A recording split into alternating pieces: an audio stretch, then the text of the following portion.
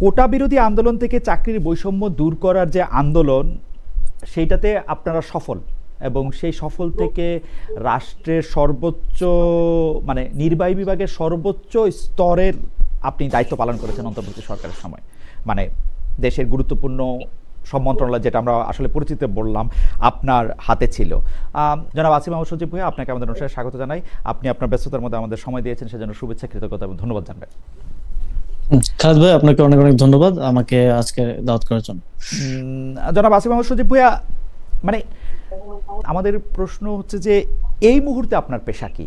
মানে আপনি এখন আর্থিক আয় রোজগার কি করছেন, জনাব আসিফ মাহমুদ সজীব ভাইয়া? আমার পেশা বলতে আমি কিছুদিন আগে বলেছিলাম এক জায়গায় যে আমি চাকরি করছি।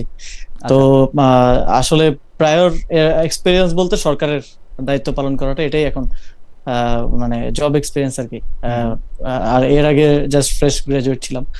তো সেই জায়গা থেকে আমাদের এই বিশ্ববিদ্যালয়ের কয়েকজন বড় ভাইয়ের একটা উদ্যোগ বা স্টার্ট আপের কনসালটেন্সি বা মোটামুটি ওনাদের আইডিয়া জেনারেশন প্রজেক্ট এই প্রসেসের মধ্যে থাকা, এর মধ্যে আছে। এবং অনেকটা বলা যায় যে গুডউইল থেকেই ওনারা স্যালারি দেন, কারণ সময় খুব একটা যতটুকু ছিল সেটা হয়তো দিতে পারি না সেভাবে। এন্ড ওনাদের সাথেই আছি, আপাতত কাজ করছি। এনসিপির যে প্রধান আছেন, যে আহ্বায়ক জনাব নাহিদ ইসলাম, উনি তো কনসালটেন্সি করছেন একটি ফার্মে, আমরা জানতে পেরেছিলাম।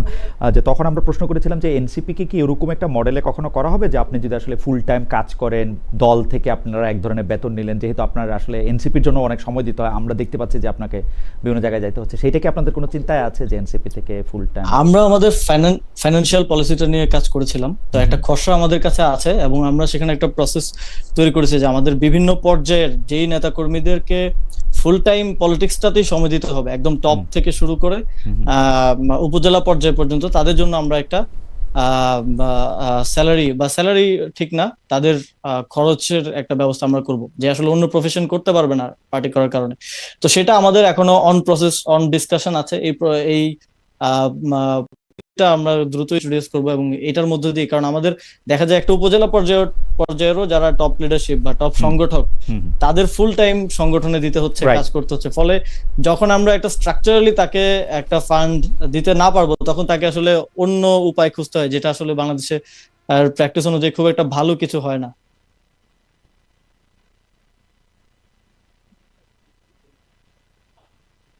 সাউন্ড আসছে না। আসিফ মাহমুদ সজীব ভাইকে আমাকে শুনতে পাচ্ছেন? হ্যাঁ, এখন শুনতে পাচ্ছি। জি, আপনি যখন উপদেষ্টা পদ থেকে পদত্যাগ করলেন, তখন আপনি ব্যাংক হিসাবটা আপনি প্রকাশ করেছেন। সেই ব্যাংক হিসাব অনুযায়ী মোট আপনার নিজের 2টি, বাবার 5টি, মা ও স্ত্রীর 1টি করে মোট 9টি ব্যাংক হিসাবে থাকা 15 লাখ টাকার তথ্য প্রকাশ করেছেন। আপনি কি আমাদের একটু বলবেন যে আপনার সেই সম্পদ বেড়েছে না কমেছে না আগের জায়গায় আছে, যদি আপনি বলতে চান, but it's up to you আর কি। না, এই হিসাব প্রকাশ করার পরে তো প্রায় 2 মাসের মতো হয়ে গেল। এই সময় খরচের কারণে আরো কিছু টাকা ব্যাংক থেকে উইথড্র করা হয়েছে, তো কমেছে আর কি। ওকে, আবির ভাই, আপনি একটু দেখবেন যে সাউন্ডের জন্য একটু দর্শকরা বলতেছেন যে সাউন্ডটা একটু ঠিক করা যাবে কিনা। যাই হোক, আমরা চেষ্টা করছি যে যাতে আমাদেরকে একটু, আমি একটু জোরে কথা বলি, সেজন্য একটু চেষ্টা করি। জনাব আসিফ মাহমুদ সজীব ভাই, গতকাল সংসদে নিজের এলাকার মহাসড়ক বড় করার দাবিতে সংসদে সোচ্চার হয়েছিলেন এনসিপির এমপি হাসনাত আবদুল্লাহ। তিনি বলেছেন কাজ না হওয়ায় এলাকায় তিনি মুখ দেখাতে পারেন না। এই বিষয়ে গতকালই সাবেক উপদেষ্টা মাহফুজ আলম অভিযোগ করে ফেসবুকে পোস্ট দিয়েছেন। আপনার আরেকজন সহকর্মী, সহযোদ্ধা যদি আমরা এরকম বলি, তিনি সেখানে লিখেছেন, কোট, আজকে হাসনাতের সংসদে আকুতি দেখে মনে পড়লো যে রামগঞ্জ লক্ষ্মীপুর উন্নয়নের জন্য 4-5 জন উপদেষ্টার কাছে গিয়েও কোনো হেল্প পাইনি, তাদের সাথে কয়েকবার দেখা করেছি, ডিও লেটার দিয়েছি, সেসব লেখার সময় এখনো আসেনি। এতটুকু বলতে পারি যে একটি রাজনৈতিক দলের চাপে সিদ্ধান্তে উনারা আমার এলাকায় আমাকে কোনো সহযোগিতা করেননি। হাসনাত বলছেন এলাকায় মুখ দেখাতে পারবেন না, আর আমার মুখটা ঢেকে দিয়েছিলেন আমার সহকর্মীগণ, খোদা তাদের মঙ্গল করুন। জনাব আসিফ মাহমুদ সজীব ভাই, আপনি বরাবরই মানে বিভিন্ন বিষয়ে প্রশ্ন করা হলে সত্য কথা বলার জন্য আপনি বিখ্যাত বা খ্যাতিমান। আপনি কি একটু বলবেন ওই 4-5 উপদেষ্টা আসলে কে, আবার কোন দলের চাপে আসলে মাহফুজ আলমের এলাকায় এটি দেওয়া হয়নি? মানে আপনি একটু আমাদেরকে একটু লাইট দিবেন কিনা এই ব্যাপারে? না, এখানে আসলে হাসনাত ভাই যে রাস্তাটার কথা বলেছেন, সেই রাস্তাটার জন্য আমি নিজেও ডিও লেটার পাঠিয়েছিলাম, সেটা হচ্ছে আমাদের চট্টগ্রাম থেকে সিলেট যে রোডটা, খুবই ন্যারো একটা রোড এবং এটা দিয়ে ট্রাক বাস সমানে চলাচল করে এবং 2 বছর পর পরই রাস্তা নষ্ট হয়ে যায়। তো এটা ওয়াইডেন করার জন্য আমি নিজে ডিও লেটার দিয়েছিলাম, কিন্তু আনফরচুনেটলি আমলাতান্ত্রিক জটিলতা বলি বা হচ্ছে এটা হতে পারে এক একজন এক একভাবে রিড করতে পারে। এটা হতে পারে যে যে উপদেষ্টা দায়িত্বে ছিলেন তারও হয়তো ইয়া ছিল না। আবার সরকারি এই রোডস এন্ড হাইওয়েতে আমার জানা মতে যখন একটা রাস্তা ওয়াইডেনিং বা এরকম প্রজেক্ট নেওয়া হয়, ইট tax A lot of time. মানে আপনার এটা আগে প্ল্যানটা করতে হয়, পরের বছরের বাজেট অনুমোদন হয়, তারপর আসে। তো 1 বছর 1.5 বছর আমরা যে সময়টা ছিলাম এটা খুবই ছোট সময় একটা রোডস এন্ড হাইওয়ের একটা রাস্তা ওয়াইডেনিং করা বা বড় করার জন্য। তো এটা হতে পারে অসহযোগিতা, হতে পারে আমলাতান্ত্রিক জটিলতা, কিংবা সময়ের একটা টাইম কম থাকার কারণে হয়নি। এটা এক একজন এক একভাবে রিড করতে পারে। আমার জায়গা থেকে আমি এভাবেই দেখেছি যে এটা টাইমের কারণে হয় নাই। যে রাস্তাটার কথা আসনাদ ভাই বললেন, এটা এখন আমার মনে হয় যে বাস্তবায়ন করা সম্ভব। বাট মাহফুজ ভাই ঠিক কাদের কথা বলেছেন এটা আমার জন্য আসলে আমার কাছেও পরিষ্কার। মাহফুজ সাহেব আপনার কাছে এসেছিলেন কিনা? কারণ এইটা আমরা এরকম প্রায় শুনতাম যে আপনি যা বলেন তাই হয় এসব ক্ষেত্রে, আপনি যেখানে যেটা বরাদ্দ দেন বা যেখানে যেটা সিদ্ধান্ত দেন সেটা তাই হয়। মানে সরকারের ভিতর থেকেও শুনতাম, বাইরে থেকেও শুনতাম। মাহফুজ সাহেব আপনার কাছে এসেছিলেন কিনা মানে এই ব্যাপার? না, আসলে এটা তো কাজের পরিধি আছে। যেমন হাসনাত ভাই যে রাস্তাটার কথা বলেছেন সেটা রোডস এন্ড হাইওয়ে মিনিস্ট্রির আন্ডারে, তো সেটা কোনোভাবেই উপায় নাই যে আমি স্থানীয় সরকার উপদেষ্টাকে বলে সেটা সমাধান হবে। আবার আমার অধীনে যেটা ছিল সেটা হচ্ছে লোকাল রোডস, ব্রিজ, কালভার্ট, তো সেগুলোর বিষয়ে এবং মসজিদ, স্কুল, কলেজের বরাদ্দের বিষয়ে এগুলো যখন মাহফুজ ভাই আমাকে পাঠিয়েছেন, আমি সাথে সাথে সেটা কিছু জিনিস ছোটখাটো বিষয় এগুলা করে দেওয়ার চেষ্টা করেছি যেটা আমার অথরিটির মধ্যে ছিল। তো এটা আসলে এটা এক ধরনের পারসেপশন বাইরে তৈরি করা হয়েছে যে ছাত্ররাই সবকিছু করে, ছাত্ররাই সকল ক্ষমতার অধিপতি। আসলে এরকম না। এই সরকারে যতক্ষণ পর্যন্ত ছাত্রদের একটা খুব প্রয়োজন ছিল, যখন মাঠে বারবার আন্দোলন হচ্ছে, বিদ্রোহ হচ্ছে, এগুলো ঠেকানোর জন্য ছাত্রদের প্রয়োজন, ততক্ষণ পর্যন্ত ছাত্রদের একটা অথরিটি ছিল বা দেয়া হয়েছিল। যখন সেটা মোটামুটি আমরা ম্যানেজ করতে সফল হই, তখনই দেখা গেছে সরকারে আরো বিভিন্ন এস্টাবলিশমেন্ট বলি বা বিভিন্ন গ্রুপ বলি, তারা সরকারের কন্ট্রোল বিভিন্ন সময় এক এক দিকে এক এক সময় গিয়েছে। আপনার সাথে আগের আলোচনায় আমি বলেছিলাম যে এই ক্ষমতার কেন্দ্রটা এক জায়গায় ছিল না, এটা বিভিন্ন সময় বিভিন্ন দিকে গিয়েছে। না, এটা আপনি আগে বলেছেন এবং আমি আপনার কথা অনেকগুলি জায়গায় কোট করেছি। আমার স্পষ্ট মনে আছে যে আপনার বিরুদ্ধে যখন অভিযোগ করা হলো যে আপনি উত্তর ঢাকার প্রশাসককে আপনি এককভাবে নিয়োগ দিয়েছেন, আপনি আমার অনুষ্ঠানে সে স্পষ্ট বলেছিলেন কিন্তু যে এটা উপদেষ্টা পরিষদের সম্মিলিত সিদ্ধান্ত। কিন্তু তার আগে আমার উপদেষ্টাদের সাথে কথা হয়েছে, যিনি মুখপাত্র ছিলেন সরকারের প্রেস সচিব, উনিও কিন্তু এই ব্যাপারটা চেপে গিয়েছেন, বলেন নাই, বরং আপনার কথাই বলেছেন যে আপনি এটা করেছেন। তো সেইটা আপনি বলার পরে আমি কিন্তু অনেককেই জানতে চেয়েছি যে এইটা কিরকম কথা হলো। হাওয়েভার আমি কিন্তু ভালো উত্তর পাই নাই, যে মানে এটার পরিষ্কার উত্তর পাই না। আপনি কি এই সম্পর্কে কিছু বলবেন যে বেশিরভাগ সিদ্ধান্তের ক্ষেত্রে বলা হয়তো যেটা আসিফ মাহমুদ সজীব ভাই করছেন? না, এটা দুঃখজনক যে আসলে এই সরকারের অনেকেই দায়িত্ব নিতে চায় না। যেমন বিএনপি সরকার একটা খারাপ কাজ করলো, পলিটিক্যাল গভর্নমেন্ট হতে সে তার দায়িত্বটা নিয়ে নেয়। আমাদের যে সরকার ছিল অনেকেই একটা যে এটা আমি দায়িত্ব নিতে গেলে আমার উপর কোনো কনসিকুয়েন্স আসে কিনা, তো এই সাহসিকতাটা দেখানোর এটার একটা অভাব আছে।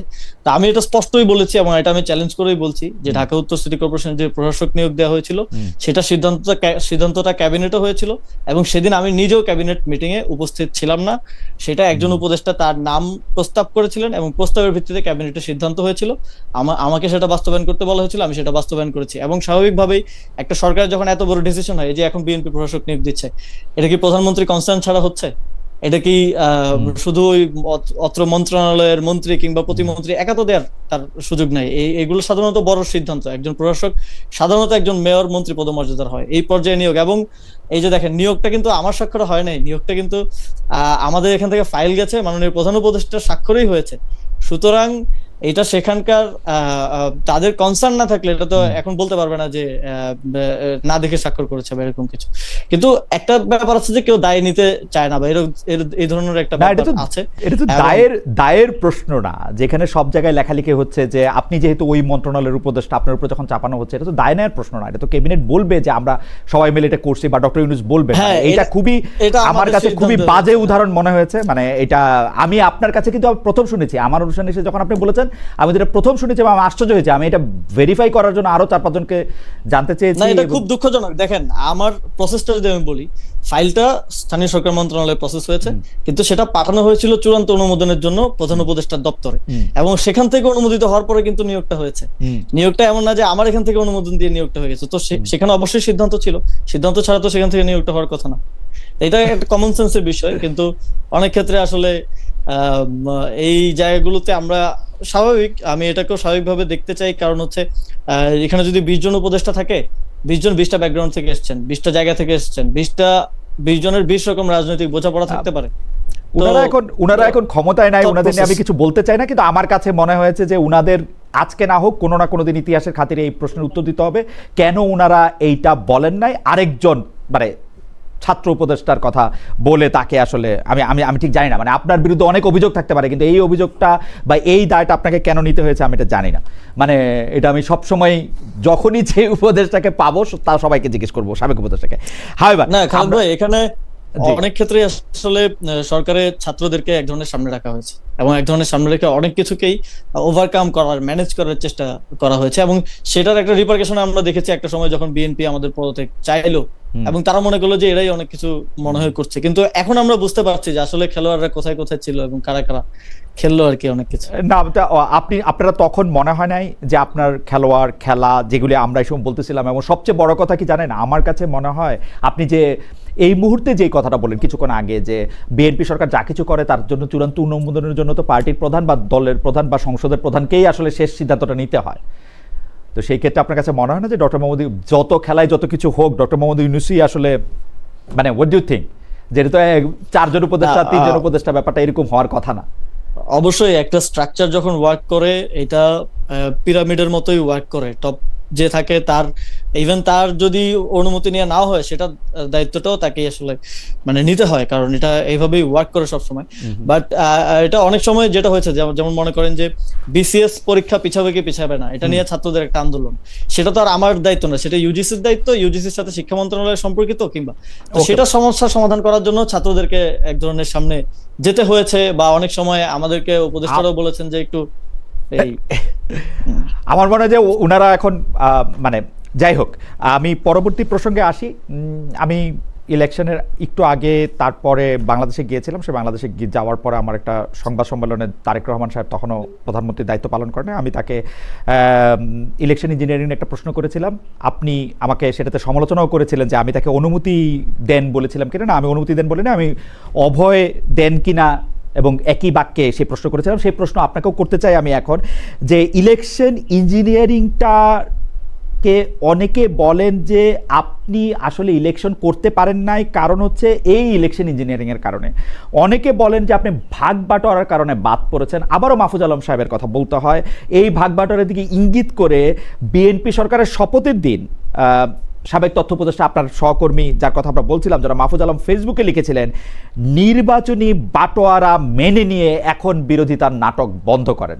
আপনি কি একটু মন্তব্য করবেন যে আপনি কি আসলে, আপনি 10 তারিখ পদত্যাগ করলেন, কিন্তু আপনি ইলেকশনে মানে এনসিপি আপনাকে নমিনেশন দিল না, আপনি নমিনেশন পেলেন না, এনসিপির হয়ে নির্বাচন করলেন না, মানে এটি কি বাটোয়ারাতে আপনি হেরে গেলেন কিনা, ইঞ্জিনিয়ারিং এ আপনি হারলেন কিনা, যেটা ইঙ্গিত জনাব মাহফুজ আলম বলছিলেন? ইলেকশনটা আমি আমার ব্যক্তিগত সিদ্ধান্তের জায়গা থেকে এবং আমাদের সাংগঠনিক সিদ্ধান্তের জায়গা থেকে করিনি। এটার সাথে অন্য আমার কাছে যখন নমিনেশন জমা দেওয়ার ফাইনাল দিন হয়, তখন আমার মনে আছে আমার কাছে 3টা পার্টির প্রত্যয়নপত্র ছিল এবং একাধিক আসনের প্রত্যয়নপত্র তারা পাঠিয়েছিলেন আমি যদি জমা দিই। কিন্তু আমি তখন আমাদের পার্টির সাথে আলোচনা হয়, জোট গঠনকে কেন্দ্র করে পার্টির মধ্যে এক ধরনের ভাঙাগড়া এবং সবচেয়ে ক্রাইসিস মোমেন্টটা পার্টি তখন পার করেছে। সবকিছু মিলে ইভেন একটা সময় আলোচনা আসে, নাহিদ ভাই বলছিলেন যে আমি ইলেকশন না করে এই সময় পার্টির দায়িত্বটা নেওয়া দরকার। এটা 3-4 মাস আগে থেকে আলাপ চলছিল। তো সে সময় পার্টির দায়িত্বটা গ্রহণ করার জন্য আমি ব্যক্তিগতভাবে নির্বাচনে করি নাই। আমি ভেবেছি যে ইলেকট্রাল পলিটিক্স তো সামনেও আছে, সামনেও স্থানীয় সরকার নির্বাচন হবে, সেখানে অংশগ্রহণ করার সুযোগ থাকবে। তো সেই জায়গা থেকে, ডিসিশনের জায়গা থেকে আমি করি নাই। তবে ইঞ্জিনিয়ারিং এর বিষয় এবং ভাগবাটোয়ারার বিষয় সম্পূর্ণ এটা উড়িয়ে দেওয়ার মতো বিষয় না। যখন আমরা আসলে দেখি যে এই সরকারে, আমি খুব স্পেসিফিকলি আজকে বলতে চাই, এটা কেউ এর আগে বলেছেন কিনা আমি জানি না, আমাদের যখন আমি পুলিশ কমিটির সদস্য সচিব ছিলাম, পুলিশের যেই বদলি টদলির যে কমিটিটা ছিল, তা আমি পদত্যাগের আগেই বদলির প্রক্রিয়াটা, এই যে এসপি দের বদলি করা হবে, বিভিন্ন জেলায় জেলায় দেওয়া হবে এবং লটারি করা হবে, বদলি করা হবে, এই প্রক্রিয়াটা যখন হয় তখন খুবই আশ্চর্যজনকভাবে কমিটির আহ্বায়ক ছিলেন আমাদের স্বরাষ্ট্র উপদেষ্টা এবং সদস্য সচিব ছিলাম আমি, এবং মেম্বার ছিলেন আরো 3 জন উপদেষ্টা, কিন্তু একজন যিনি এই পুরো প্রক্রিয়ার অংশ ছিলেন না, তিনি আসলেন হচ্ছে এই লটারি করা বা এই প্রক্রিয়ার মধ্যে তিনি চলে আসলেন, এই মিটিং এর মধ্যে তিনি চলে আসলেন। এবং আমি পরে শুনতে পেলাম যে আমাদের ইয়াদেরও মানে জনপ্রশাসনের ডিসিদের বদলি এই সংক্রান্ত একটা কমিটি আছে, সেই কমিটিতেও তিনি তার অধিকার চর্চা শুরু করলেন, যেটা তিনি ওই কমিটির অংশ ছিলেন না। কিন্তু পরবর্তীতে আমার কাছে ডটগুলো খুব স্পষ্ট হলো যখন ওনাকে আমি দেখলাম যে বিএনপি সরকারের পররাষ্ট্রমন্ত্রী হতে, এবং ওনার নিরীক্ষায় রেখে যদি এই যে ডিসিদের বদলি এবং এই এসপিদের বদলি হয়, তাহলে এই নির্বাচনে ইঞ্জিনিয়ারিং হয়েছে কি হয় নাই এই বিষয়টা আর আলাদা করে তো বলার প্রয়োজন নাই।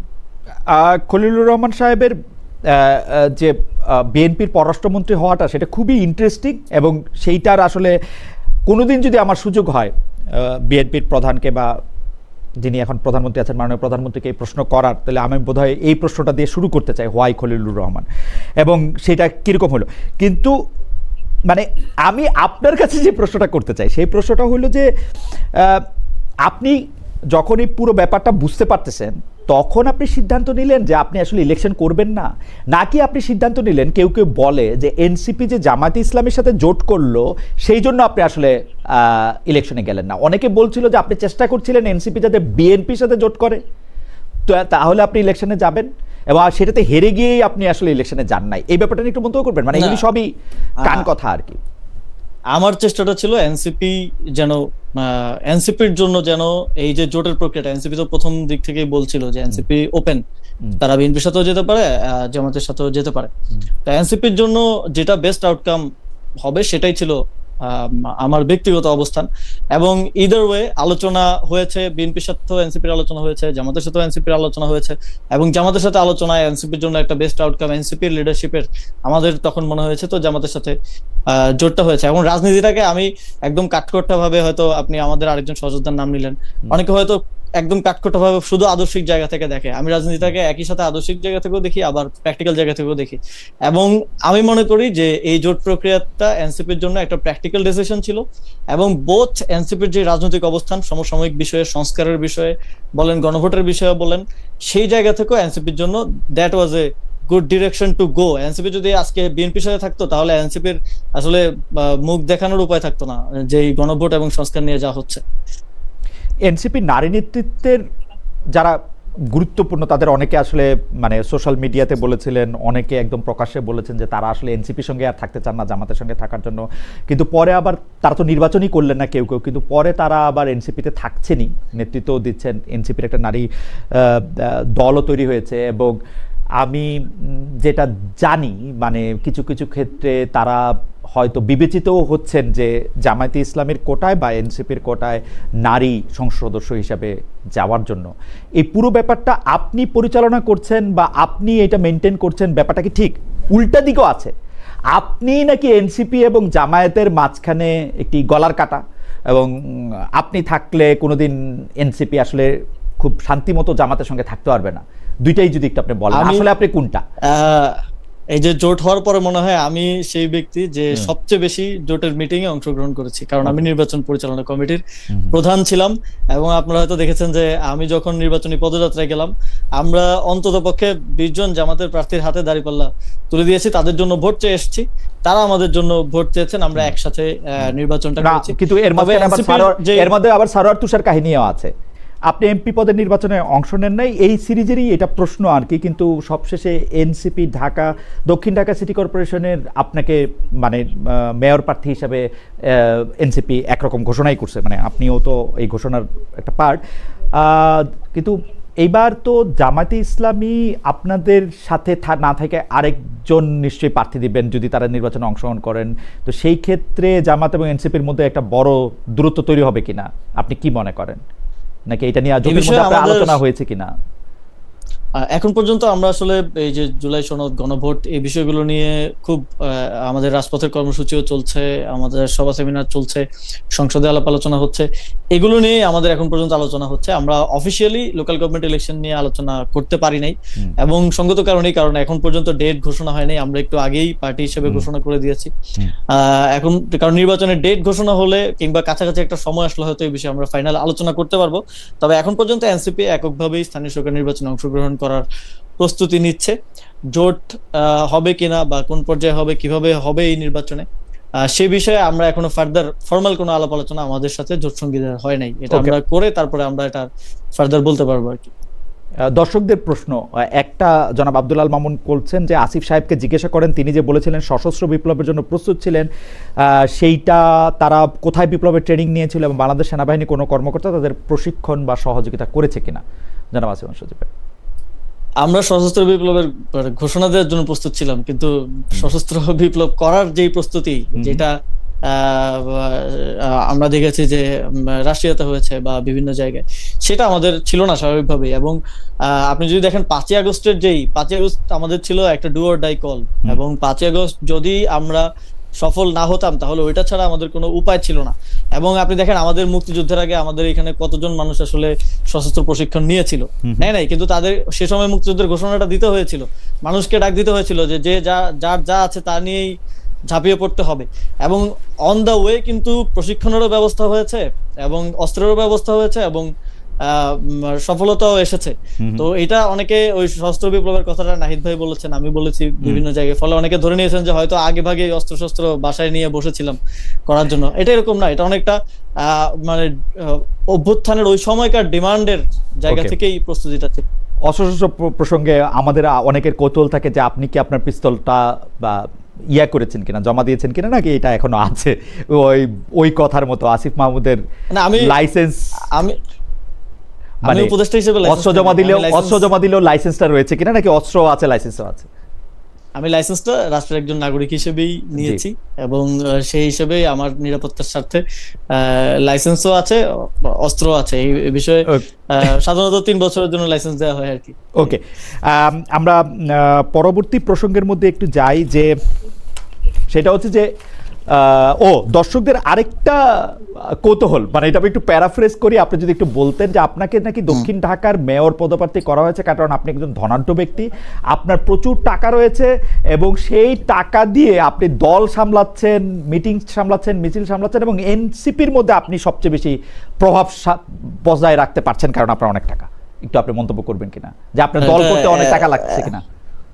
এটা একেবারেই যাই হোক, এই ধরনের অনেক পারসেপশন, অনেক কিছু বিগত 1.5 বছরে বিভিন্ন প্রপাগান্ডা বিভিন্ন ইয়ার মাধ্যমে তৈরি করা হয়েছে আমার বিরুদ্ধে স্পেসিফিকলি আমি বলবো, এবং আমি জানিও কারা করেছে এবং তারা কেন করেছে। তারা বিভিন্ন ক্ষেত্রে আমার কাজে আসলে তারা মনে করেছে যে তারা ক্ষতিগ্রস্ত হয়েছে বা তাদের স্বার্থটা সিদ্ধ হয়নি, ফলে এটা করেছে।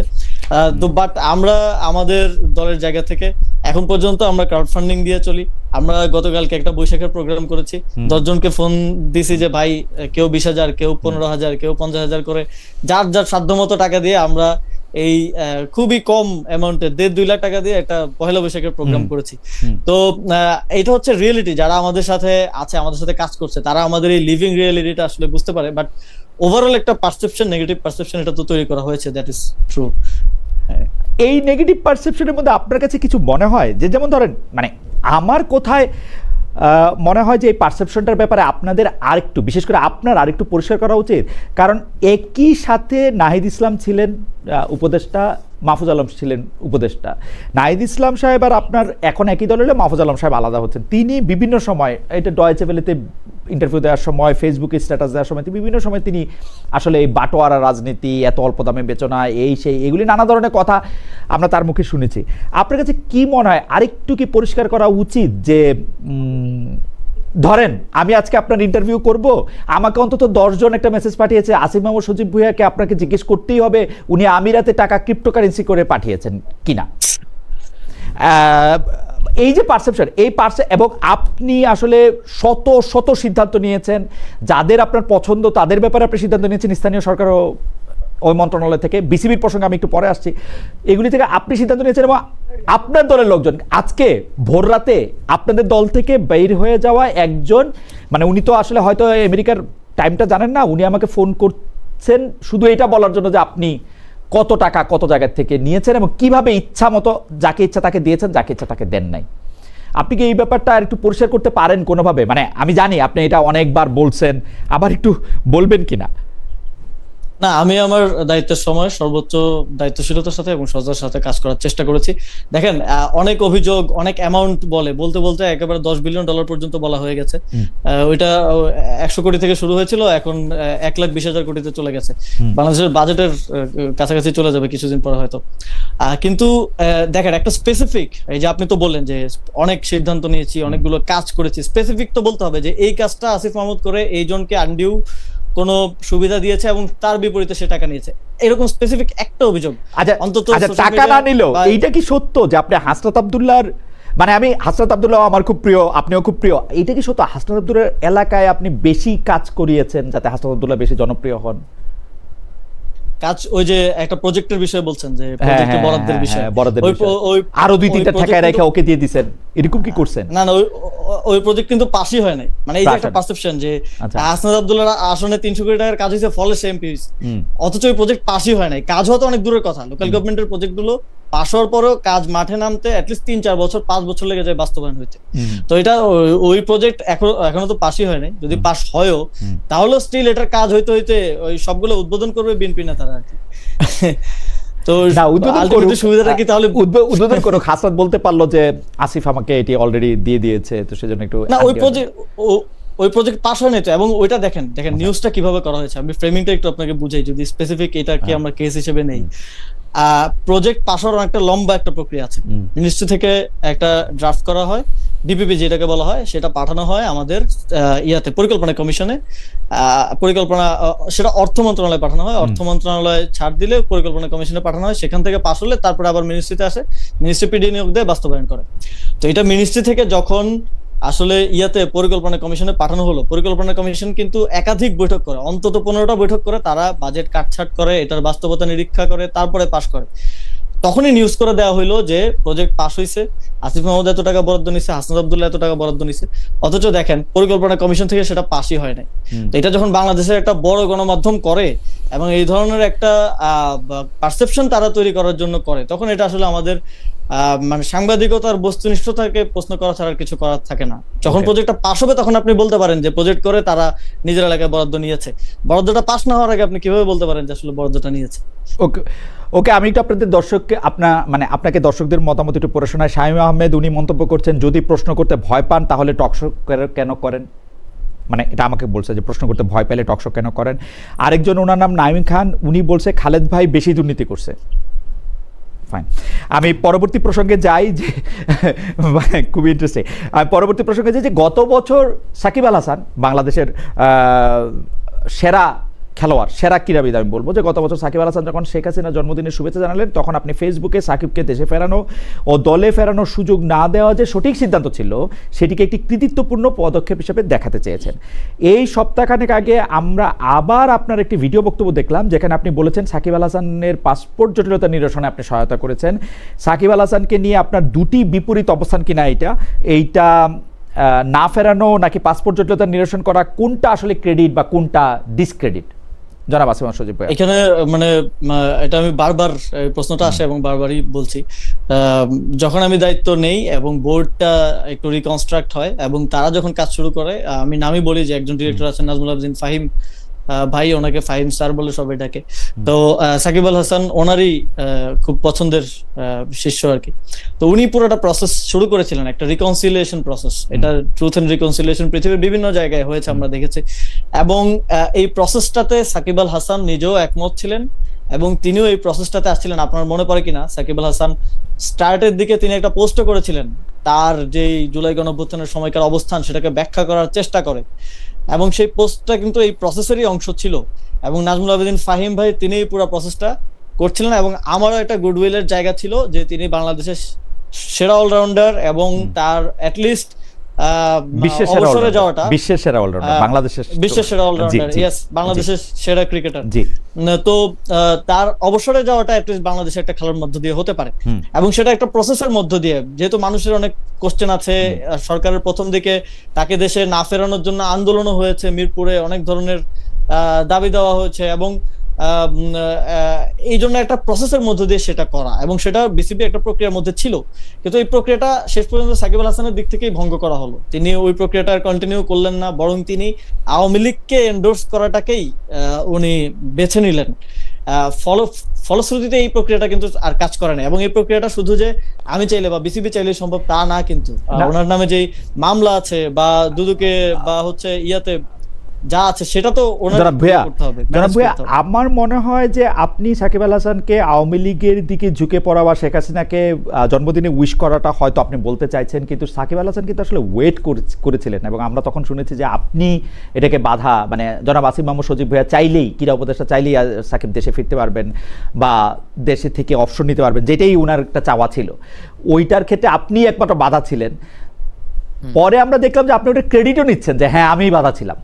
তো আপনি কি এই বাধাটা, মানে সাকিব আল হাসানের বিরুদ্ধে অভিযোগ থাকলে বা জনগণ থাকলে সেইটা তো আলাদা কথা, কিন্তু আপনি বাধাটা হয়ে কি আসলে, মানে আপনি কি মনে করেন আপনি এটা ঠিকই করেছিলেন? মানে এটা আমি চাইলে যদি, আমি এখন তো বিএনপি সরকার চাচ্ছে, বিএনপি সরকারের 3 মাস হতে চললো, পারছে না কেন? আমি চাইলে যদি সম্ভব হতো তাহলে তো হতো না। এটা আপনি বলছেন আর কি, আপনি বলছেন যে এটা আপনি তাকে আটকে রাখা। খালেদ ভাই, আমি যদি দেশের প্রধানমন্ত্রী হই, আমি চাইলেও গিয়ে কারণ আমি একটা মামলা থাকলে ওইটা উইথড্র করতে কোর্টকে বলতে পারবো না, ওকে, বা তাকে ওইটা থেকে আপনি এই যে দেখেন বিএনপি চাচ্ছে, বিএনপি সরকার চাচ্ছে, আমরা দেখছি গুডউইল আছে, কিন্তু বিএনপির ক্রীড়া প্রতিমন্ত্রী তিনিও বলছেন যে মামলার বিষয়টা সাকিব আল হাসানকেই ডিল করতে হবে, ম্যানেজ করে আসতে হবে। এটাও আমারও এটাই পজিশন ছিল একটা সময় পর্যন্ত, কিন্তু যখন আমি দেখলাম তিনি আওয়ামী লীগের রাজনীতিটাই করতে চান, যেটা তিনি এখন বলছেন ঘোষণা দিয়ে, তিনি একটা নিষিদ্ধ সংগঠনের রাজনীতি করতে চান, সেইটা করার সুযোগ, তাকে খেলতে দেওয়ার সুযোগ দেওয়াটা, যদি আপনি বলেন আমার দায়িত্ব ছিল, ঠিক আছে ছিল, কিন্তু তাকে আওয়ামী লীগের রাজনীতি করার সুযোগ দেওয়াটা দেশে এনে, that is not my duty, বা এটা করাটাও একটা অপরাধ হবে বাংলাদেশের বিদ্যমান আইনে। সাকিব আল হাসান আওয়ামী লীগের রাজনীতিটা করতে চেয়েছেন কিনা এটা অবশ্য আমি তার ফেসবুক পোস্টে বা তার জন্মদিনে এটাতে আমি বুঝি নাই, মানে না, তিনি রিসেন্টলি একটা সাক্ষাৎকারে ডেইলি স্টারকে বলেছেন যে তিনি রাজনীতিটাই করতে চান ফিউচারে। ওকে, আওয়ামী লীগের রাজনীতি করবেন কিনা সেটা বুঝি নাই আর কি, মানে আওয়ামী লীগের রাজনীতি করবেন কিনা, রাজনীতি করবেন সেটা বুঝছি আমি। এনসিপিও করতে পারে, স্পষ্টই বলছেন, আমি জানি না, তিনি স্পষ্টই বলেছেন যে, হ্যাঁ তিনি কিন্তু স্পষ্টই বলেছেন যে আমাদের দলে তো এখন কার্যক্রম নাই, কার্যক্রম যদি আমরা শুরু করতে পারি তাহলে আমি রাজনীতি করব। তো এটা তো আওয়ামী লীগের কথাই বলেছেন। আচ্ছা ঠিক আছে, আমি অত ভালো করে খেয়াল করিনি। যাই হোক, আরেকজন দর্শকের মতামত আপনাকে শোনাই। তিনি বলছেন যে এ ফ্লোটিং পাইরেট, খালেদ ভাই আপনি যে ডিজিএফআই আর ওয়াকারে ব্যাকআপে আর সিকিউরিটি মাঝে মাঝে এসে কি, আপনি যে ডিজিএফআই আর ওয়াকারের ব্যাকআপে আর সিকিউরিটিতে মাঝে মাঝে দেশে এসে উকিঝুঁকি মারেন, সেটা জ্যাকব মিল্টন ভাই এক্সপোজ করে দিয়েছেন। ভাই বাংলাদেশ আমার দেশ, আমি কদিন পরে আবার যাব, এর জন্য আমার এই মানে হ্যাঁ, আমি পরবর্তী প্রসঙ্গে যাই। সেটা হলো যে অনেকেই বলে থাকেন বাংলাদেশ যে এবার বিশ্বকাপটা খেলতে পারলো না, এবং বিসিবি যে স্বাভাবিকভাবে স্বাধীনভাবে সিদ্ধান্ত নিতে পারে না, বিসিবিতে খেলোয়াড়রা খেলার সিদ্ধান্ত করলো। আপনি তখন ক্রীড়া উপদেষ্টা ছিলেন না, ক্রীড়া উপদেষ্টা ছিলেন হচ্ছে আসিফ নজরুল, কিন্তু অনেকেই মনে করেন যে পুরো ব্যাপারটা মানে বিসিবিকে এক ধরনের সরকারের একেবারে কবজায় নিয়ে আসা। আজকে ফারুক আহমেদ, তো কালকে আমিনুল ইসলাম বুলবুল, পরশুদিন মানে আপনার আমি শুনেছি যে আপনি বিসিবির সভাপতিকে মানা করে দিয়েছেন যে আপনি কালকে চলে যাবেন, কারণ আপনাকে আর আমার ভালো লাগছে না। এটা সম্ভব কারণ আপনি যেহেতু তাকে পরিচালক পদে বসিয়েছেন। আমিনুল ইসলাম বুলবুল সাহেবের সাক্ষাৎকার শুনেও আমার কাছে মনে হয়েছে যে উনি বিসিবির সভাপতি হয়েছেন কারণ আসিফ মাহমুদ সজীব ভূঁইয়া তাকে পছন্দ করেছেন, পিক করেছেন, হ্যান্ড পিক। এইটার ব্যাপারে আপনি আসলে কি বলবেন যে বিসিবিটাকে পুরোপুরি সরকারিকরণ আগেও আমরা দেখেছি, মানে আপনি প্রথম তা না, কিন্তু আপনার থেকে আমরা এটা আশা করেছিলাম কিনা, বা আপনি এই দায়টা আসলে নেবেন কিনা, এবং খেলা যে বাংলাদেশ বিশ্বকাপ খেলতে পারলো না এইটার দায়টাও অনেকে আপনাকে দেন যে বিসিবিটাই একটা ঝামেলার জায়গা ছিল। দেখেন, এখনো যদি আপনি বলেন বাংলাদেশ ক্রিকেট দল ভালো খেলছে না, এটার দায় আমার, তাহলে বলতে পারেন, কিন্তু তখন আমি সরকারে ছিলাম না, তখন আসিফ স্যার ছিলেন মন্ত্রণালয়ের দায়িত্বে, এবং তখন আমার যতটুকু কথা হয়েছে বা আমার থেকে যারা পরামর্শ চেয়েছে আমি তাদেরকে বলেছি যে খেলাটা উচিত বাংলাদেশের, না হলে এটা বাংলাদেশের জন্য ক্ষতি হবে, এটা কিভাবে মিনিমাইজ করে খেলা যায়, আর যদি কোনোভাবেই পসিবল না হয়, এটা যেহেতু আমাদের একটা আত্মসম্মানের জায়গায় বিষয়টা চলে এসেছিল, এবং আমিও মনে করি ক্রিকেট ডিপ্লোমেসির জায়গা থেকে ভারতকেও একটা ধাক্কা দেওয়া প্রয়োজন ছিল যে ক্রিকেটে আপনি যা ভারত যা ডিসাইড করবে দ্যাট ইজ নট ফাইনাল। এবং এই ক্ষোভটা কিন্তু বাংলাদেশের একার না, এটা অস্ট্রেলিয়ারও আছে, এটা ইংল্যান্ডেরও আছে, এটা পাকিস্তানের তো আছেই, এবং আফগানিস্তানেরও আছে, বাকিদেরও আছে, যে ভারত ক্রিকেটের মধ্যে একা অভিভাবকত্ব, একা যে এক ধরনের পোদ্দারি করার স্বভাব, এটা তাদেরকে একটা ধাক্কা দেওয়া প্রয়োজন ছিল, এবং এর মাধ্যমে এটা হয়েছে বলে আমি মনে করি। সরকারিকরণের কথা আমি একটু বলি যে বিশ্ব বাজারে আসলে এই যে আইসিসি, ফিফা এদের মতো সংস্থাগুলি আসলে কিন্তু মূলত টাকাই নিয়ন্ত্রণ করে। মানে যেই দলে দর্শক বেশি, বিজ্ঞাপন বেশি, এইটা বেশি। একসময় অস্ট্রেলিয়া আর ইংল্যান্ডের একদম কবজায় আইসিসি ছিল, এখন ইন্ডিয়াতে বিভিন্ন রকম টুর্নামেন্টের কারণে ইন্ডিয়া এখন কবজায়। কিন্তু সেইটা তো হচ্ছে বাণিজ্যিক বা আর্থিক একটা সিদ্ধান্ত। আপনি মন্ত্রণালয় চালিয়েছেন, আপনি আরো ভালো বলতে পারবেন। এই ক্ষেত্রে আপনি প্রসঙ্গটাতে আসছিলেন যে মানে এই বিসিবিকে একপাক্ষিক বা সরকারিকরণ করার ক্ষেত্রে আপনার ভূমিকাটা কি তখন এত বেশি জরুরি ছিল যে, বা আপনি হস্তক্ষেপটা যদি বলি, এবং সেই হস্তক্ষেপটা কেউ কেউ বলে থাকেন যে এই ভারতীয় আধিপত্যবাদ ঠেকানোর নাম করে বা অন্য কোনো নাম দিয়ে আপনি এটি করেছেন। এখন আপনার কথাটা যদি আমি আপনার সব কথাই মানি, তো এইটাও যদি মানি, তাহলে কি এইটা যে বিসিবির মানে যেটা গঠনতন্ত্র, সেটা কি এমনভাবে করা কিনা যে যখন যারা ক্ষমতায় থাকবে, অর্থাৎ আপনি ক্ষমতায় থাকলে আপনার পছন্দের লোককে বিসিবি প্রেসিডেন্ট করতে পারবেন, আপনার পছন্দের লোকজনরে আপনার বিসিবির ডিরেক্টর করতে পারবেন, আপনার আমি যদি আপনাকে একটু মনে করা দিই যে জুলাই আন্দোলনে যেটা প্রচলিত সিস্টেমের বিরুদ্ধে নতুন বন্দোবস্ত করার কথা, সেই রাষ্ট্র মেরামত করা, রাষ্ট্র সংস্কার করা, সেই ক্ষেত্রে আপনি বিসিবির ক্ষেত্রে তো আপনি এটা করেন নাই। মানে অ্যাবসলিউটলি জনাব আসিফ মাহমুদ সজীব ভাই, আপনি হয়তো মানে আমি জানি না, মানে আপনার ইচ্ছাতে, মানে যারা যারা বিসিবির পরিচালক হয়েছেন, প্রেসিডেন্ট হয়েছেন, সেটা স্রেফ আপনার ইচ্ছায় হয়েছে। মানে আর্গুমেন্ট হচ্ছে এরকম। খালেদ ভাই, আমার ইচ্ছা হলো আমার বাপ, মামা, চাচা কেউ হইতো না, তা তো আপনি পারবেন না। মনে করেন যে আপনি তো কারো একটা সামনে আনতে হবে। ইভেন না হইছে না, বাপ ছেলেরা হইছে না, বাপের দোয়া কমিটি হইছে না। আপনি দেখেন, আমি যখন ফারুক আহমেদ যখন আসেন, আমি ইভেন আপনি তামিম ইকবালকে যদি কখনো জিজ্ঞেস করার সুযোগ হয়, তাকে জিজ্ঞেস করবেন, যে তাকে ফোন দিয়ে আমি জিজ্ঞেস করেছিলাম কিনা যে ভাই, who will be the best choice for BCB now, and he said Faruk Ahmed's name, and আরো 10টা লোক যারা স্টেক হোল্ডার, তাদের সাথে আলোচনার ভিত্তিতে আমি সিদ্ধান্তগুলো নিয়েছি। এটা কোনো অটোক্রেটিক ওয়েতে আমি ডিসিশনটা নেই নাই, স্টেক হোল্ডারদের সাথে প্রপার কাউন্সেলিং এবং আলোচনার মাধ্যমে ডিসিশনটা আমি নিয়েছি সে সময়। আর দেখেন, বিসিবিতে আমাদের সময় যে নির্বাচন হয়েছে, 25 জন ডিরেক্টর এসছে, কারো সাথে নট এ সিঙ্গেল পার্সন আমার ব্যক্তিগত সম্পর্ক, পূর্ববর্তী সম্পর্ক, কিংবা আমি এখন যে পার্টিতে আছি, জাতীয় নাগরিক পার্টি কিংবা জামায়াতে ইসলামী, আমাদের জোটের যে পার্টি আছে বা অন্যান্য পার্টি, কারো কোথাও থেকে একটা লোক আছে, একটা লোকও নাই এখানে। প্রপার স্পোর্টস অ্যাফিলিয়েটেড যারা, বাংলাদেশের প্রথমবারের মতো বাংলাদেশের কোনো এক্স ক্যাপ্টেন এবং পলিটিক্সের বাইরের কেউ আইসা বিসিবিতে প্রেসিডেন্ট হইতে পারছেন। এর আগে যারা আসছেন সবাই আসছে হচ্ছে এই যে রাষ্ট্রপতির ছেলে আসছিলেন, পাপন সাহেব যিনি ছিলেন, এর আগে বিএনপি থেকে লবি সাহেব ছিলেন, তিনি বিএনপির এখন এমপি। তো সবসময় রাজনৈতিক ব্যক্তিরা ছিলেন। প্রথমবার আমি প্রেসিডেন্ট, এই যে সিস্টেমের বিরুদ্ধে প্রথমবার আমি একটা প্রেসিডেন্ট সেট করেছি, যে একজন খেলোয়াড়, একজন ক্রিকেট সংশ্লিষ্ট ব্যক্তি সেটা ঠিক করেছেন আপনি, মানে হিসাবে আপনার ঠিক করার কথা কিনা সেটা আমি বলতে চাইছিলাম। আপনি একজন মন্ত্রী, আপনি যদি এখন বিসিবির কে সভাপতি হবে সেটা ঠিক করে দেন। বিসিবির সিস্টেমটা তো হচ্ছে, গঠনতন্ত্রটা এরকম বলে যে ইন্ডিভিজুয়ালি পরিচালকরা নির্বাচিত হবেন, পরিচালকরা মিলে একজন সভাপতি বানাবেন, তাই প্রক্রিয়াটা অনুসরণ করা। পরিচালকরাই নির্বাচিত, মানে সেটা হচ্ছে যে আপনাকে দেখেন, আপনার কথা ফারুক আহমেদ, রাইট, ফারুক আহমেদকে ডিরেক্টর করা হলো, 10 জন পরিচালক কিন্তু ভোট দিয়েছেন, ভোট দিয়ে ফারুক আহমেদকে ডিরেক্টর থেকে প্রেসিডেন্ট করেছেন। বুলবুল ভাইকেও যখন প্রথম আগে ডিরেক্টর করা হলো মিনিস্ট্রি থেকে মনোনয়ন দিয়ে, তারপরে কিন্তু তাকে ডিরেক্টর থেকে প্রেসিডেন্ট করেছে পরিচালকরা ভোট দিয়ে, এবং এটা ওই ডিউ প্রসেসের মধ্য দিয়েই হয়েছে। বাট আমার এগেইনস্টে টাইট ছিল, ফলে তাদের এস্টাবলিশমেন্ট আছে, একটা সিন্ডিকেট আছে বিসিবিতে প্রচলিত, তারা 36 বছর ধরে বিসিবি চালাচ্ছে, 36 বছরের সিন্ডিকেট, বাপে চালায় তো ছেলে চালায়। তো তাদের এই সিন্ডিকেট যখন ভেঙে গেল, স্বাভাবিকভাবেই তাদের স্পোর্টস ইনফ্লুয়েন্সার বলেন, স্পোর্টস কন্টেন্ট ক্রিয়েটর বলেন, সবাই তাদের সাথে, কারণ তাদের নিজস্ব স্বার্থ জড়িত আছে এখানে। তো ফলে তারা এটা এত আওয়াজ তুলছে যে আপনারও মনে হচ্ছে যে এটা, এই যে একটা পারসেপশন যে আসিফ হ্যান্ডপিক। আচ্ছা, এইটা তো আমরা আরো কিছু প্রসঙ্গ রয়েছে, সেই প্রসঙ্গে যাব। শুধু আপনি একটি তথ্য আপনার জানা আছে কিনা, বিসিবি নাকি ঢাকায়, মানে ইলেকশনের ঠিক আগে আগে ঢাকা ইউনিভার্সিটি ক্রীড়ার উন্নয়নে 2 কোটি টাকা দিয়েছে ঢাকা ইউনিভার্সিটি মাঠটার সংস্কার করার জন্য, এই কথা কি ঠিক? এটা কি আপনার জানা আছে? না, এটা আমার জানা নেই। আমি যতদূর জানতাম যে ঢাকা ইউনিভার্সিটি ডাকসুর পক্ষ থেকে সম্ভবত বিসিবি কে অ্যাপ্রোচ করা হয়েছিল এই ধরনের, এবং অ্যাপ্রোচ করা হয়েছিল এবং সেখানে আসলে ঠিক ইলেকশনের আগে আগে 2 কোটি টাকা দেওয়া আছে। আচ্ছা, যাই হোক, আপনি যেহেতু জানেন না সেটা নিয়ে আমরা কথা বলতে মানে পরে নিশ্চয়ই আপনি যখন জানবেন তখন কথা বলবো। একটা খুবই ইন্টারেস্টিং বিষয় নিয়ে আপনি, যদিও এটা নিয়ে একটু আলোচনা হয়েছে কিন্তু তারপর আপনি একটু বলতে চাই, আপনারা একই ক্যাবিনেটে ছিলেন, আপনি এবং ডক্টর খলিলুর রহমান বা জনাব মাহফুজ আলম বা জনাব নাহিদ ইসলাম, তারা একই ক্যাবিনেটে ছিলেন। সেই সময় আমরা দেখতাম যে বিএনপি আসলে খলিলুর রহমান সাহেবের বিরুদ্ধে খুবই সোচ্চার। তারা আপনার পদত্যাগ যেমন চেয়েছেন, খলিলুর রহমান সাহেবের পদত্যাগও চেয়েছেন।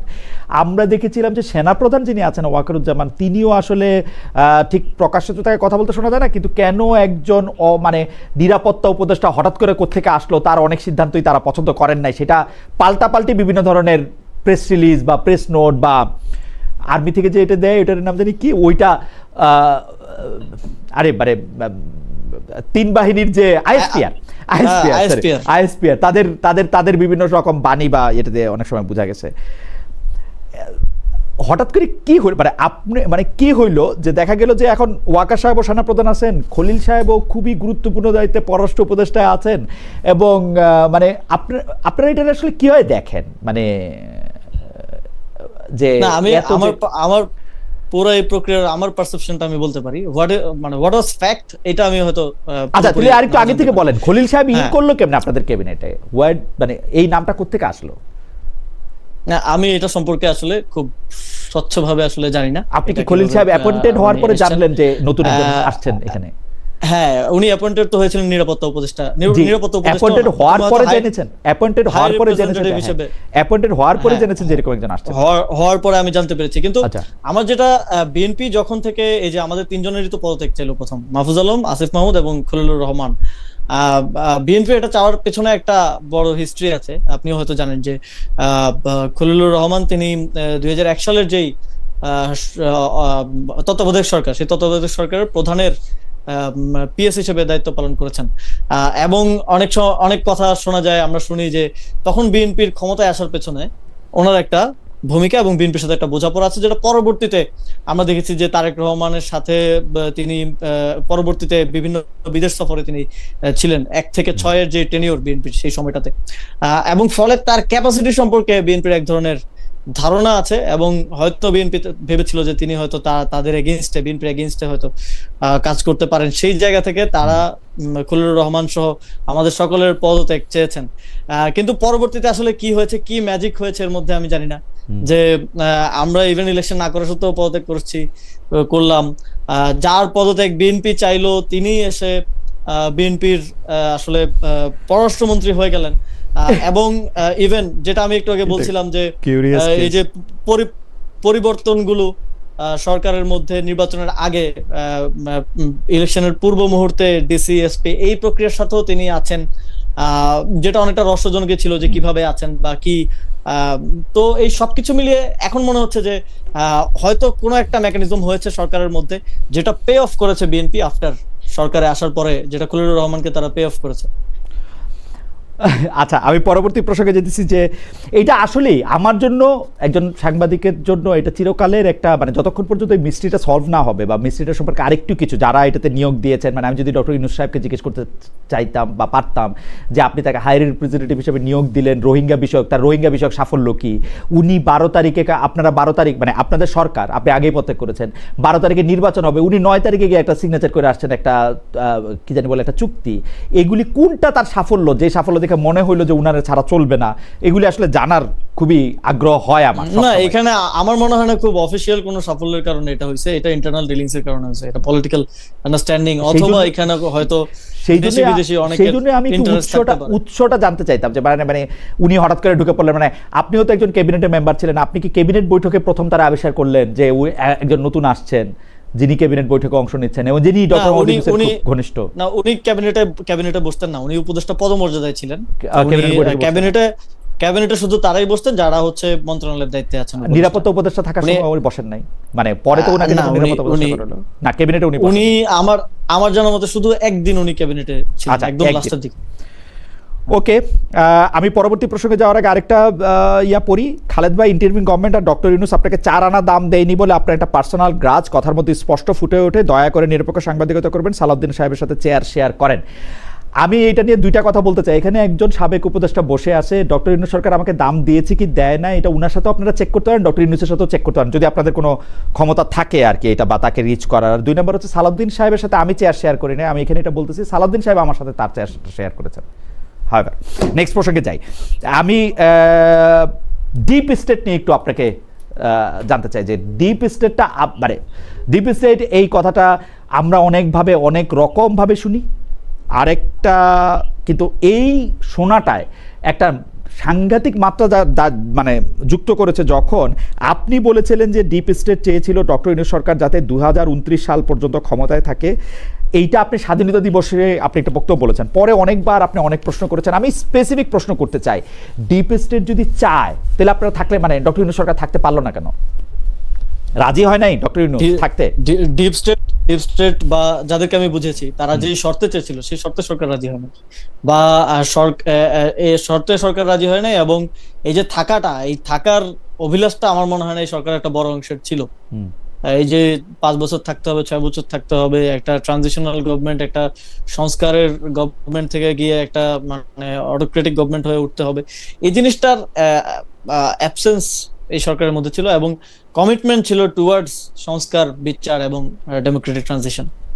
ডিপ স্টেট বলতে আমরা যেটা বুঝি, ডিপ স্টেট বলতে আমরা যেটা বুঝি সেটা হচ্ছে ধরেন সামরিক বেসামরিক আমলারা, মন্ত্রীরা, সাবেক বর্তমান যারা আসলে ক্ষমতার সামনে, হ্যাঁ দেশি বিদেশি ক্ষমতার সামনে নেই, ক্ষমতার পিছনে আছে, তো তারা শর্ত দিয়ে ডক্টর ইউনূসকে 2029 পর্যন্ত রেখে দিতে চেয়েছিল, এটাই আপনি বুঝাতে চেয়েছেন? হ্যাঁ, এবং শর্তগুলি কি ছিল? যে শর্তগুলি ছিল ডক্টর ইউনূস সাহেব থাকবেন কিন্তু দেশ চালাবেন ওনারা।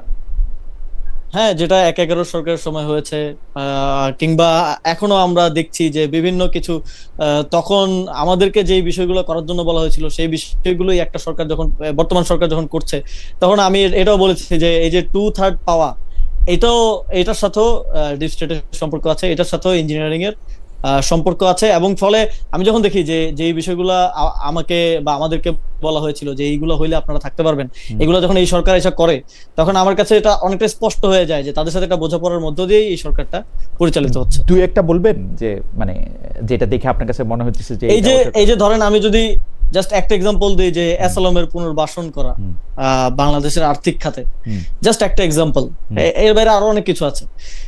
এই একটা দিয়েই আমি অনেকটাই বুঝতে পারি যে ঠিক আছে, একটা আন্ডারস্ট্যান্ডিং তো আছে অবশ্যই।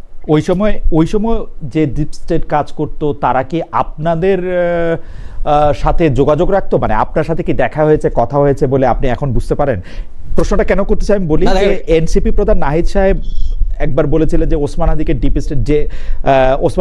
ডিপ স্টেট হত্যা করিয়েছে, সেই ডিপ স্টেট আর আপনার বলা ডিপ স্টেট কি অভিন্ন নাকি আলাদা? অনেক এটা একটু বললে তারপর পরেরটা বলি। না, কে হত্যা করেছে সেটা তো আমরা জানি না, এটা একটা ধারণা প্রসূত জায়গা থেকে বলা, অথবা হয়তো উনি কোনো হিন্ট পেয়েছেন বা কিছু। এবং এখানে এই যে দেখেন আরেকটা বিষয় ছিল সেখানে, এই যে গুমের যে বিষয়টা, এখন আমরা দেখলাম যে গুম অধ্যাদেশ, গুম কমিশন অধ্যাদেশ, গুম প্রতিরোধ প্রতিকার অধ্যাদেশ বাতিল করে দেওয়া হলো। আমাদেরকে তখন এটাও বলা হয়েছে যে এই যে গুম টুম যা হয়েছে এগুলা নিয়ে বেশি কিছু আসলে করা ঠিক হবে না, এগুলা নিয়ে এই জায়গাগুলোতে কম্প্রোমাইজ করতে পারলে তারা এই সরকারকে রাখবেন। এই যে ডিপ স্টেট বলতে আমরা যাদেরকে বলতেছি তারা তো মানে পার্সোনালি অ্যাপিয়ার করে না। আচ্ছা, মানে কোন একটা তথ্য দেওয়া বা কোন একটা কাউরে দিয়ে বলানো বা কিছু বলানো, রাইট, বিভিন্ন ওয়েতে আসলে ওয়ার্ক করে।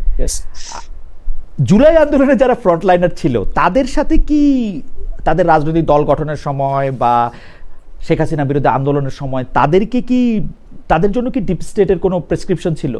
বা আপনি কি সেই সময় কোনো কিছু ফিল করছেন যে ডিপ স্টেট চাইতেছে না যে শেখ হাসিনাকে ক্ষমতায় রাখতে?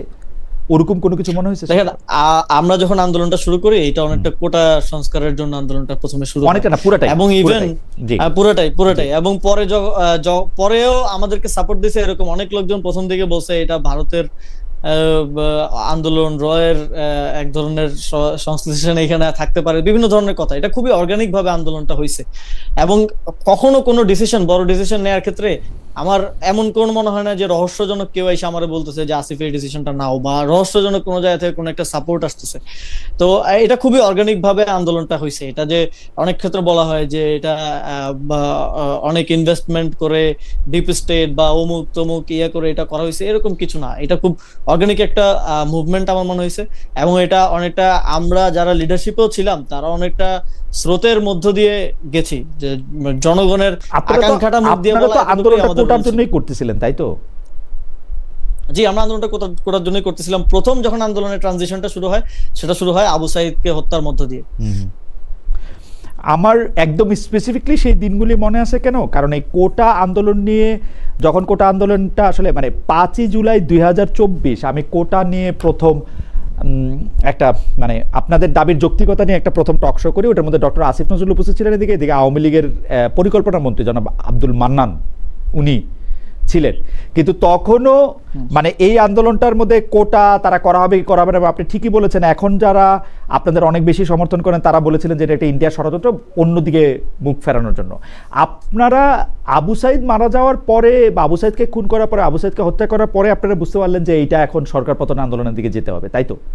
মানে আমি যদি আবু সাইদকে হত্যা করার পরে একটা জিনিস আমরা ক্লিয়ারলি বুঝতে পারলাম যে এটা আর কোটার মধ্যে সীমাবদ্ধ থাকার সুযোগ নাই। আমাদের অবশ্যই বিচারের দাবিতে আন্দোলনটা করতে হবে। এবং আপনারা পরে দেখেছেন যে সময়ের ধারাবাহিকতায় 9 দফা এসছে, আমরা সংশ্লিষ্ট মন্ত্রীদের পদত্যাগ চেয়েছি এবং বিচার চেয়েছি। এবং সেটা আরো আন্দোলনের ধারাবাহিকতায় যখন ম্যাসাকার শুরু হলো, যখন শত শত হাজার হাজার মানুষকে হত্যা করা শুরু হলো, তখন এটা এক দফায় রূপ নিল এবং এটা আলটিমেটলি সরকার পতনের দিকে গেল। আমাদের একজন দর্শক জহিরুল ইসলাম শেখ তিনি বলেছেন যে কুমিল্লার 2 মোস্তাকে এক হয়েছে, বাহ বাহ বাহ। কুমিল্লার 2 মোস্তাকে এক হয়েছে, বাহ বাহ বাহ বাহ। বোধহয় আপনাকে আর আমাকে মিন করেছে। হ্যাঁ, আমার বাড়িও তো কুমিল্লা, মোস্তাক, কুমিল্লার 2 মোস্তাক বলতে বোধহয় আমাকে আর আপনাকে বোঝানো হয়েছে। যাই হোক, আমি পরবর্তী প্রসঙ্গে আসি যে ডক্টর ইউনূস সরকারের সময় এনসিপি মবের প্রতিবাদ করেছে কিনা আমি খুব স্মরণ করতে পারি না। মানে কিন্তু সম্প্রতি মবের মাধ্যমে একজন পীরের অনুসারী বা পীরকে হত্যার ঘটনায় আপনারা মবের বিরুদ্ধে কথা বলেছেন, মব থামাতে স্বরাষ্ট্রমন্ত্রীকে আহ্বান জানিয়েছেন। সেই সংবাদ বিজ্ঞপ্তিতে আপনারা এই বিএনপি সরকারের সময় নানামুখী মবের সমালোচনা করেছেন। কিন্তু পীর হত্যার মামলা যেটা হয়েছে সেটা দেখা গেল যে কুষ্টিয়ার পীর হত্যায় জামায়াত খেলাফতের নেতৃত্বে হামলা চালায় 2 শতাধিক লোক, এমন খবর সামনে এসেছে। মব নিয়ে এই জামায়াত খেলাফত সহ জোটসঙ্গী অন্যান্য দলকে আপনি কিছু বলেছেন কিনা বা আপনাদের মধ্যে আলোচনা হয়েছে কিনা? না, আমরা এই যখন অন্তর্বর্তীকালীন সরকার ছিল তখন আমার মনে পড়ে যে তখনও এনসিপি প্রতিবাদ করেছে। এবং এনসিপিতে যারা পরিচিত তারা মাঝে মধ্যে ফোন করে জিজ্ঞেস করতো যে এইটা যে হইলো এটা নিয়ে সরকার কি ব্যবস্থা নিচ্ছে বা কি সরকারের স্ট্যান্ড এই মবগুলো নিয়ে। এবং এখন কার যেই ঘটনা, এটা নিয়েও এনসিপি বরাবরের মতোই মবের বিরুদ্ধে তার অবস্থান জানাচ্ছে। এবং আপনারা দেখেছেন যে বারবার এই যে মাজারে হামলা ভাঙচুর এগুলো নিয়ে আমরা আমাদের বিভিন্ন বা আমাদের পার্টির পক্ষ থেকে বিবৃতিতে আমরা জানিয়েছি, আমাদের বক্তব্যে আমরা জানিয়েছি। এবং এই যে ঘটনাটা, এটা এখন এভাবে বলা ঠিক হবে না যে কে জড়িত, কারণ মামলায় যে কেউ যে কারো নাম ঢুকাতে পারে। আমাদের জোট সঙ্গীদের যদি কেউ সত্যি জড়িত থাকে, তাহলে যেই জড়িত থাকুক, আমার পার্টিরও যদি কেউ জড়িত থাকে, তাহলে আমি চাইবো এটার প্রকৃত বিচার হোক এবং সে শাস্তির মুখোমুখি হোক। এবং এটা সরকার এই জিনিসটা করার ক্ষেত্রে যদি আমাদের কোনো সহযোগিতার প্রয়োজন হয় সেটাও করতে আমরা প্রস্তুত আছি। আমরা প্রপার ল এন্ড অর্ডারের যেই বাস্তবায়ন সেটা চাই, কিন্তু একই সাথে অন্তর্বর্তী সরকারের সময় মব আর আন্দোলনকে এক ধরনের গুলিয়ে ফেলার এক ধরনের আমরা দেখেছি। এবং আওয়ামী লীগের দিক থেকে তো মাঝে মধ্যে এটাও বলা হয় যে জুলাই গণঅভ্যুত্থানও একটা মব ছিল। তো এই ডিমার্কেশনটা বোঝাটা জরুরি। এইখানে সংজ্ঞায়িত করার ক্ষেত্রে এক ধরনের পলিটিক্স করা হয় বলে আমাদের মনে হয়, যে কোনটা মব আর কোনটা আন্দোলন এটাকে গোলায় ফেলা হয়েছে অনেক সময় আমাদেরকে ব্লেম করার জন্য কিংবা ছাত্রদেরকে ব্লেম করার জন্য। এবং এই যে যেটা বললাম যে আওয়ামী লীগও মাঝে মধ্যে বলে যে জুলাই গণঅভ্যুত্থানের একটা বিগার মব ছিল। না, জুলাই গণঅভ্যুত্থানের কথা আমরা না বলি, কিন্তু আমার কাছে মনে হয় যে আপনার মতো তীক্ষ্ণ একজন রাজনীতিবিদ বা নাহিদ ইসলামের মতো বা আপনারা যারা এনসিপি করছেন তারাও এইটার সংজ্ঞায়ন নিয়ে কথা বলেন। কিন্তু সত্যি সত্যি জনাব আসিফ মাহমুদ সজীব ভাই, আমি কিন্তু ডক্টর মোহাম্মদ ইউনূসের সময় আজকে অনুষ্ঠানটা শেষ পর্যায়ে আমি কিন্তু দেখা দিতে পারবো যে কোনটা আসলে মব, কোনটা আসলে কোনো মানে মব সন্ত্রাসী ছিল যেটাকে আপনারা সমর্থন করেছেন। আসলে আমরা মানে মানে সমর্থন করেছেন কোনোটাতে নিশ্চুপ থেকেছেন।